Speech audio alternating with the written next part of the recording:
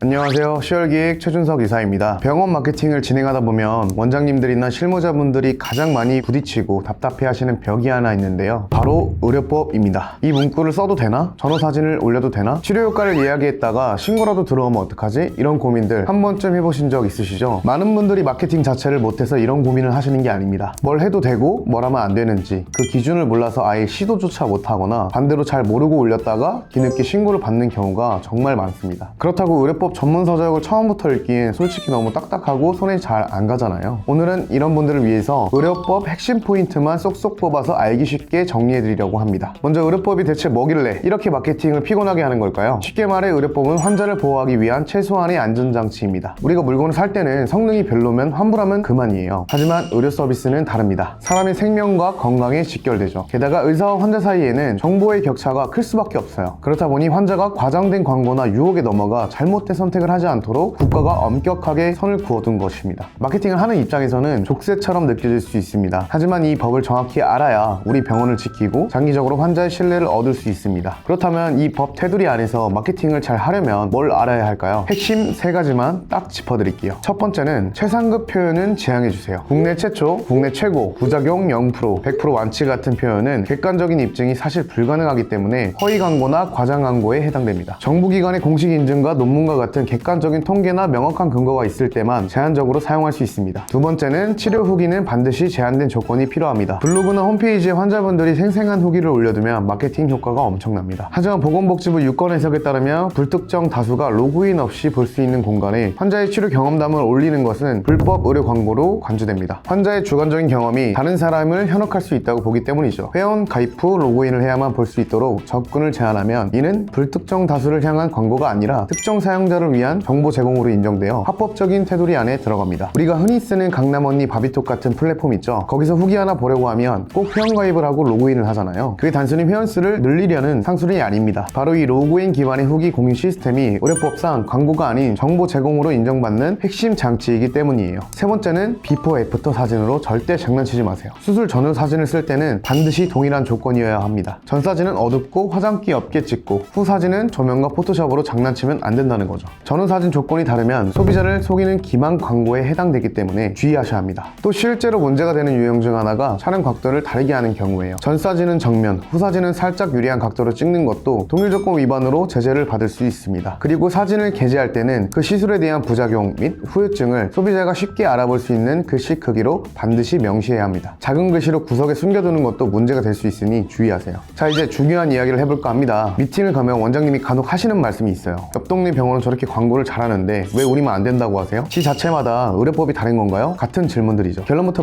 말씀드리자면은 대한민국 의료법은 하나입니다. 서울이든 제주도든 적용되는 법 조항은 똑같아요. 그런데 왜 지역마다 처벌이나 제재 수위가 다르게 느껴지는 걸까요? 그 이유는 법이 달라서가 아니라 그 법을 해석하고 집행하는 관할 보건소의 판단이 지역마다 다르기 때문입니다. 의료법 조항이 모든 케이스를 다 규정할 수는 없거든요. 같은 문제가 생겨도 어떤 담당자는 정보 제공으로 보고 넘어갈 수 있다면 다른 담당자는 환자 유인이라면 엄격하게 제재를 할 수 있습니다. 병원이 밀집된 지역은 상호 비방 민원이 엄청납니다. 보건소 입장에서도 민원이 계속 들어오면 꼼꼼하게 단속할 수밖에 없죠. 그렇기 때문에 남들이 하니까 괜찮겠지라는 생각은 정말 위험한 생각입니다. 그 병원이 운 좋게 안 걸린 것뿐일 수도 있거든요. 그래서 저희 시월계획은 마케팅을 진행하기 전에 해당 지역 보건소에 직접 연락해서 광고 집행 여부를 확인한 후 진행합니다. 공들여 만든 콘텐츠가 하루아침에 내려가는 불상사는 반드시 막아야 하니까요. 오늘은 의료법에 대해서 간단하게 알아봤습니다. 결론적으로 의료법은 마케팅의 장애물이 아닙니다. 오히려 불법적이고 자극적인 광고를 하는 경쟁 병원들을 걸러주고 우리 병원을 롱런할 수 있게 지켜주는 든든한 가이드라인이죠. 오늘 말씀드린 핵심 3가지만 잘 기억하셔도 마케팅 하시면서 큰 사고는 충분히 예방할 수 있을 겁니다. 지금까지 시월기획의 최준석 이사였습니다. 감사합니다.